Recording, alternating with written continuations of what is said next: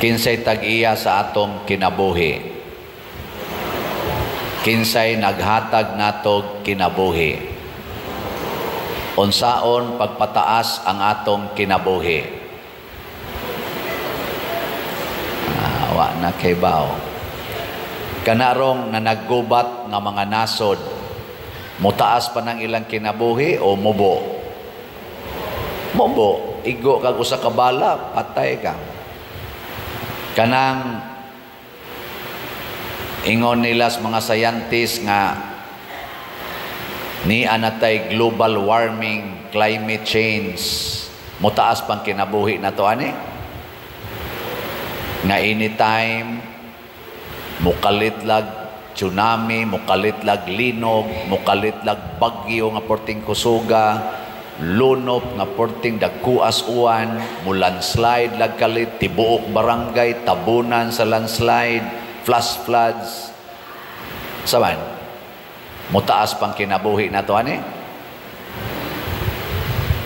Punan pa aning kamatay, sud ning mga sakit, katong niagi COVID-19, ni apagiroy gapadayon nga mga epidemics. Hasta gani karon dinggi, patio ng mga dagkong taos, dinggi. Buhi pa tani. Mutaas pa tong kinabuhi. Punan pa aning drogas, siging suyop na ronsad, sige na sang tulis, sige na sang pinatyanay, nibalik na sa nini ang kuyaw na kay maglakaw-lakaw kasdan. Kuyaw na kay kas imong balay kay sakon lang ka, di lang kuhaon imong kwarta, patyon pagyog ka. Mutaas pang atong kinabuhi ani.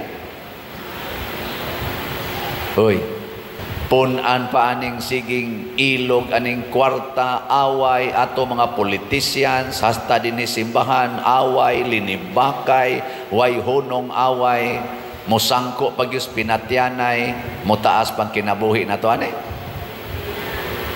O nganong nahitabo maning tanan, nganong niya na maning tanan nga makapakutlo sa atong kinabuhi anytime, tungod kay wa nata magsunod ni Kristo, wa nata magsunod sa Ginoo nga maoy tag-iya o tuburan sa kinabuhi. Unsa may itong gibuhat? Ato nang giangkon ang atong kinabuhi nga ato nisugod na ta pag-ingon ako ning kinabuhi nya matud pa ni Kristo, kinsa tong maningkamot pagluwas sa iyang kaugalingong kinabuhi, mawad-an niini.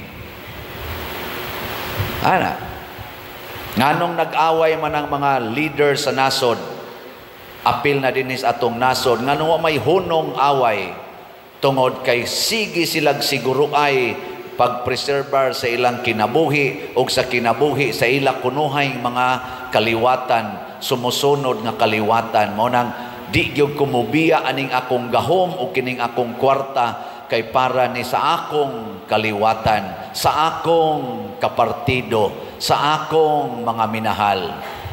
Unya ro magsige nag-away, magubat na, kanang imong kaliwat, wa na tingali ka, patay na sad ka. Kanang imong kaliwat, mulungtad pa ka nagdugay nga magpinatyanay naman na. Ay ba? Ingon ani karon, hitabo sa tong nasod, siging away ato mga leaders, dagko kay kwarta ang gihisgutan, pero stuar gis ilang bakba, nambot lang, wa ba kana silang mga bulsa. Wa kaabot diri sa mga tao karon nga 40 nagyong lisura, nag-anam na kadaghan ang nagsiging linya dinis atong simbahan, ni minus ang kolekta, ni daghan ang nangayo. Di ra ba manimba? Ngano man pangadto mo sa inyong barangay, pangayo mo dito, siya, di mi kasiguro kayo pa dir, dinhilang may nako otro sa ni dinhi. Dito mo ito dako-dako tong parokya dito, siya na singhagan lami dito. May ni dinhi pa dir, bisa ginagmay kasiguro kita. Hatag lang sa taon ta. Ana, ngano man na kay ilhana na pulso na nas katilingban nga naglisod. Unsa may gibuhat sa atong mga leaders nga nagkupot aning atong binilyon nga mga kwarta sa nasod. Tuara, away ra sila. Tanaw lang sa tanila. Dagko kay budget inig hearing sa ilang away-away. Milyon-milyon ang gasto anang ilang away-away. Pero ang diri kitang nagtanaw, kitang nagsigig buhis. Wa intaw gikaon ang kasagaran. Mao na ingos Kristo mawad-an gyud mo basta di mo mosunod nako. Nakaron unsaon man pagsunod ang Ginoo?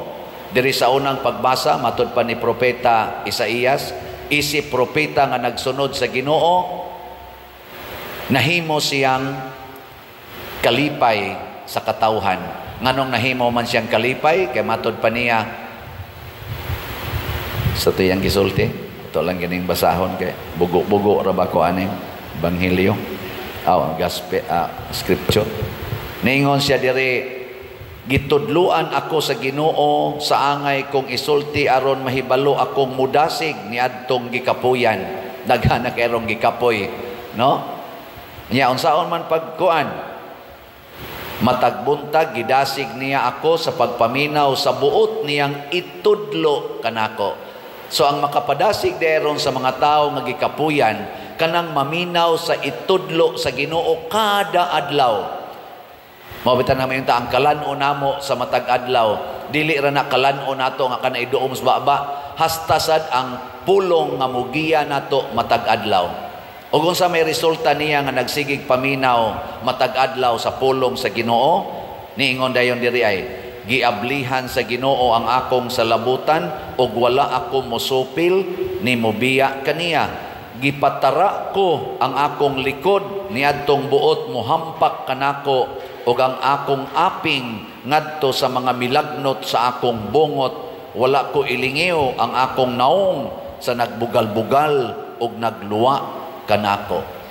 Pasabot di ay ang nindot gidi ay nga makaluwas ug kinaiya nga makadasig kanang kamaunatang muantos alang sa atong isigkatao nga wa gyoy reklamo. No na siya. Sige lingay imong tupad. Ing na saad nako sugod karon antoson tika. Ing na. Sige ba? Ing na ba?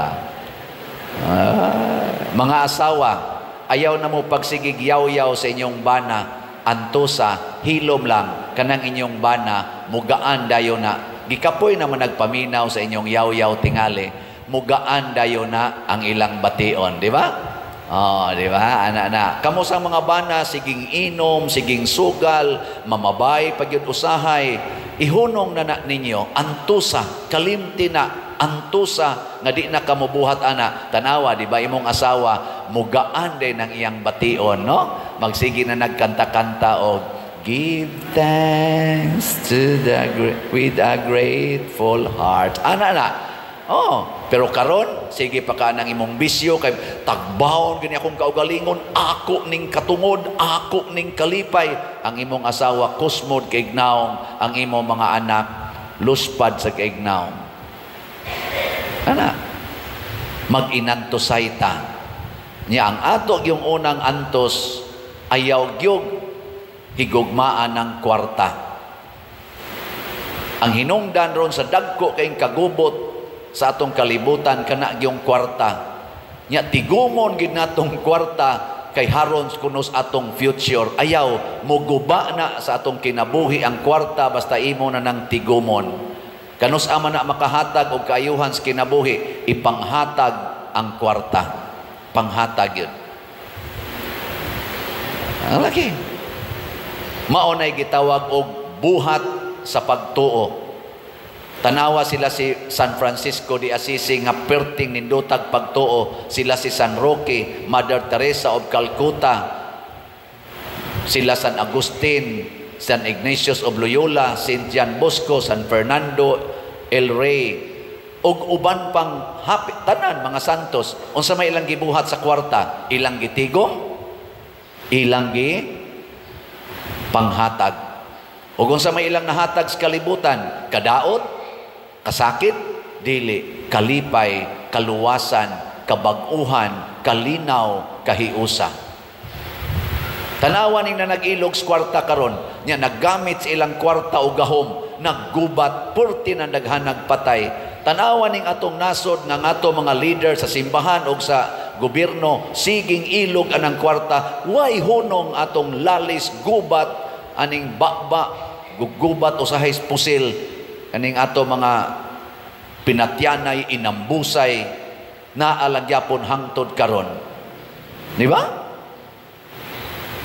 Ngilingay mong tupad. Ang di mo lingi, mamatay. Lingi ing na bisag unsay imong pangayoon, ako nang ihatag. Ing na ba, bisag unsay imong pangayoon, ako nang ihatag. Kanindot unta inana, no?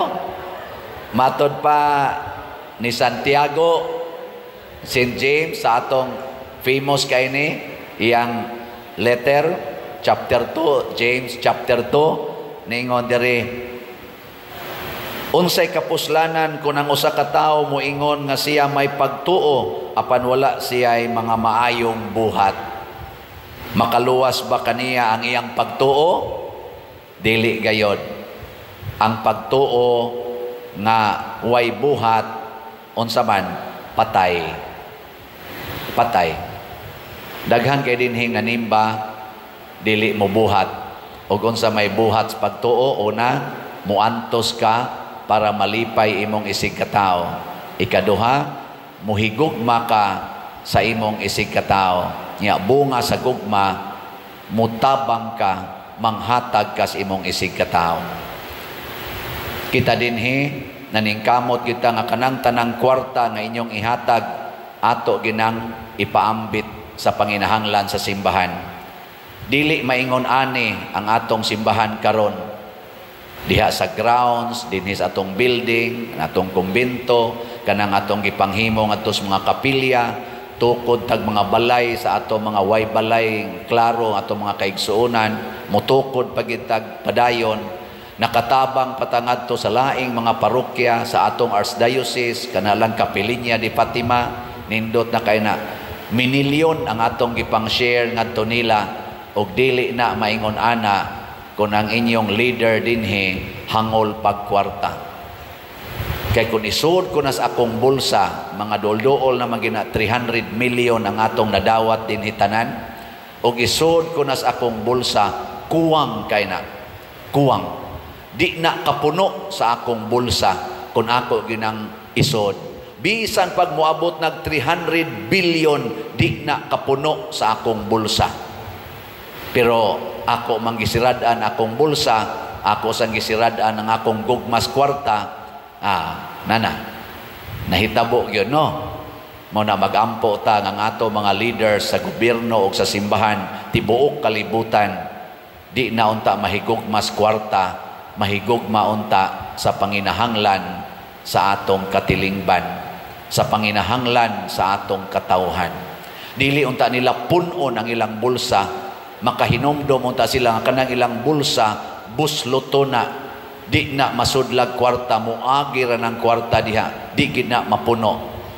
Sudlan unta nila og gugma ang ilang kasing-kasing ug ang ilang bulsa aron manggawas na ng kwarta og muhatag og kaayuhan sa katilingban.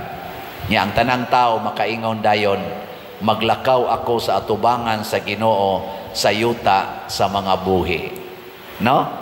Karon dinis ato makalakaw-lakaw pa mo ana magabi, makalakaw-lakaw mo giyano, magpanglingi na sad ka.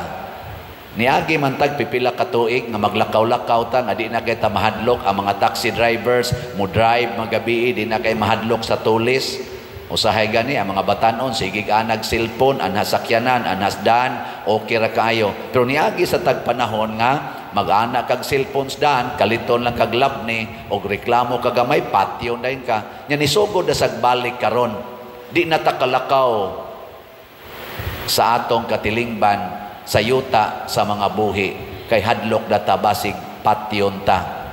Tungod ni sa gugmas kwarta, tungod ni kay wa na ta maminaw sa Ginoo.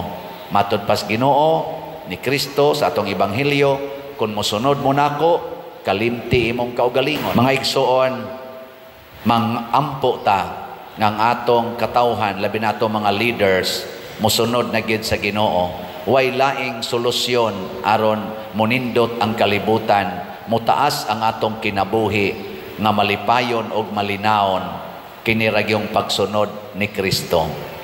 Maghigugmaay ta sa Kristohanong paghigugmaay og mag-inantusay ta sa Dios non nga pag-antos.